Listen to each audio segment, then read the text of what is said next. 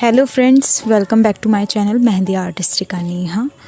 Friends, अगर आपने अभी तक मेरे चैनल को सब्सक्राइब नहीं किया है तो प्लीज़ चैनल को सब्सक्राइब कर लीजिए और नोटिफिकेशन बेल को प्रेस कर लीजिए ताकि आपको मेरी न्यू वीडियोस की नोटिफिकेशन मिल जाए। फ्रेंड्स, आज मैं ईद फेस्टिवल पर जो है मेहंदी डिज़ाइन बना रही हूँ।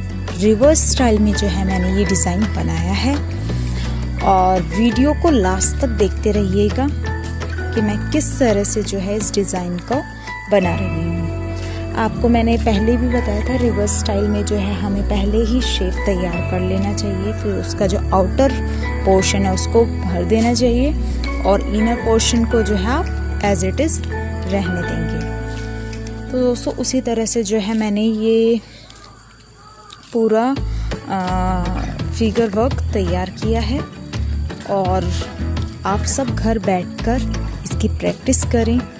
और भी कई वीडियोस जो है मैं फिगर वर्क पर आपके लिए लाऊंगी, नई नई वीडियोस अपलोड करूंगी और मंडला पर भी मैं जो है जल्द ही वीडियो अपलोड करूंगी।